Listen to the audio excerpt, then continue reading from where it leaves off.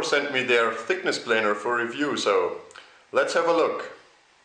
The machine came of course very well packaged, but right from the factory it had this gouge in this sheet metal cover of the bed, and this of course lends them a couple of extra points in terms of credibility, because they apparently don't sort out stuff before sending it to influencers.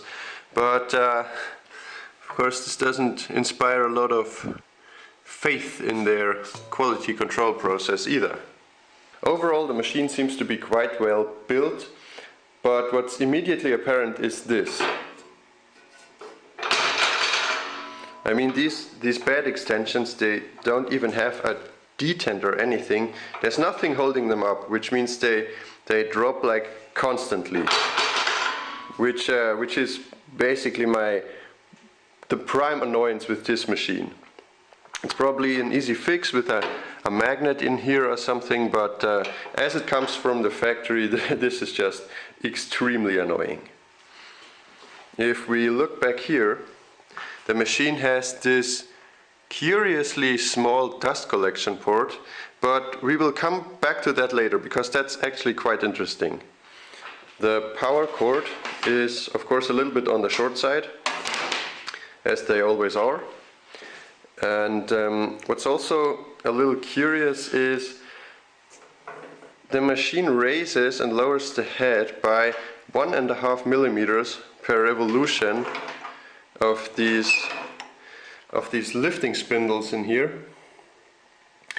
And I think it should be 2 millimeters, because 2 millimeters per revolution would make sense, because then you could be like, okay, 1 millimeter, 2 millimeters, 3 millimeters, and this way you basically have to, I don't know, think in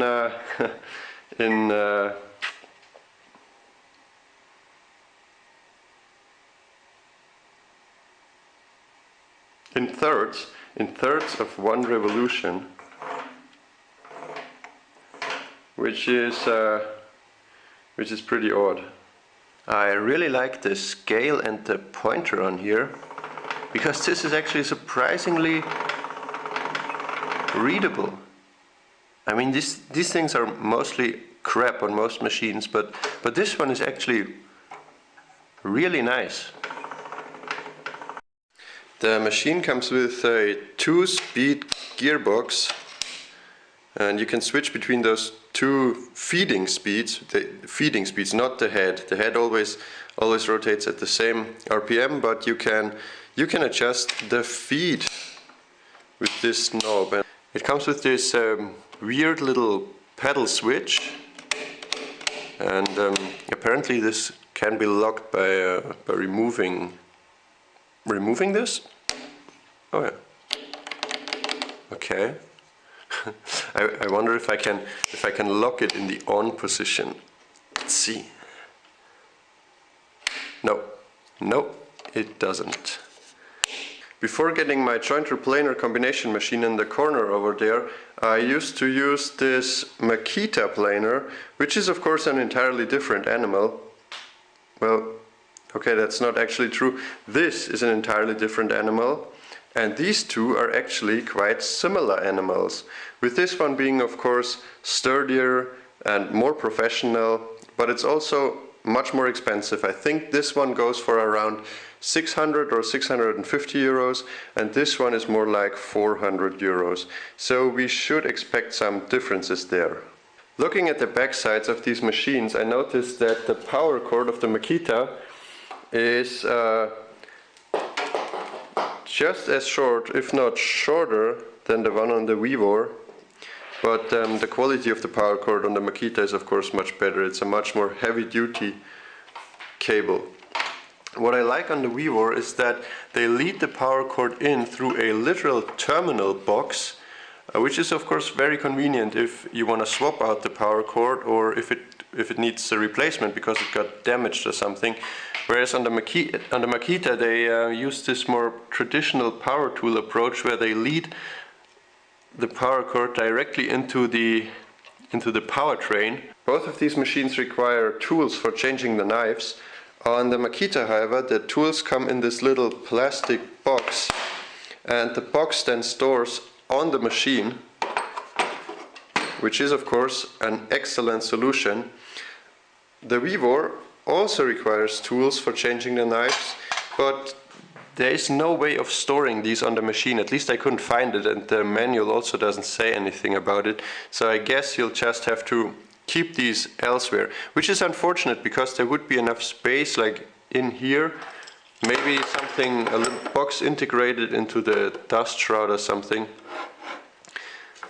This would have been nice, but apparently it's not there, so you have to keep the tools somewhere else, which is of course a major inconvenience because they will get lost if you're not really careful, or if you're like me.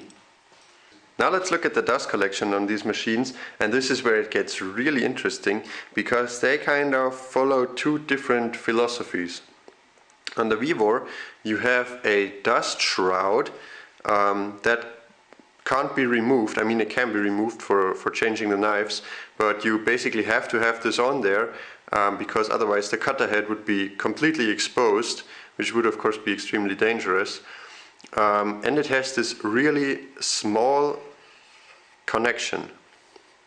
On the Makita you have a dust chute where the shavings would just shoot out, but then you have another part which is this dust collection shroud, which goes up here if you want to use dust collection. I think this makes a lot of sense because on the job site you would often not have dust collection and therefore remove this shroud and just let the shavings shoot out. On the Makita you have to take off the dust collection shroud in order to fold up the bed extension for storage or transport. On the VEVOR you of course have to leave the dust shroud on there, but then in order to fold up the bed extensions you have to bring the machine up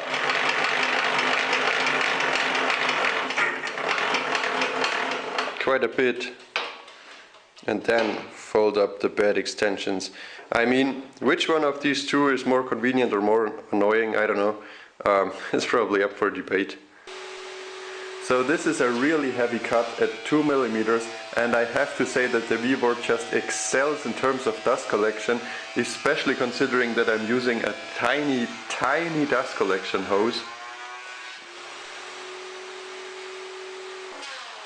The Makita is still good, but I think it's more suited to a real proper dust collector.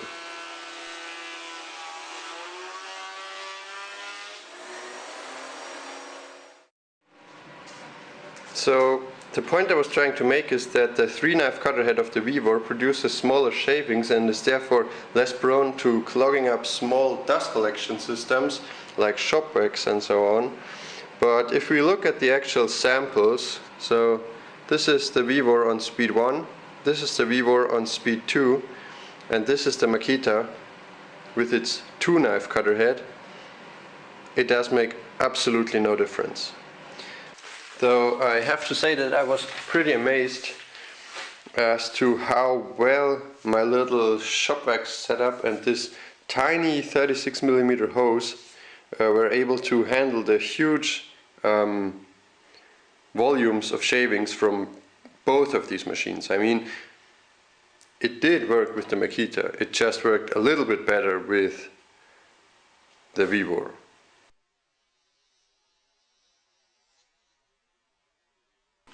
So my conclusion is, after they fixed this dropping bed extension issue, put 2mm pitch spindles in here for raising and lowering the head, and come up with some way of storing the tools on the machine, I will call this a good, solid machine for hobbyists. And I will especially recommend it for its superior dust collection capabilities with small dust collectors.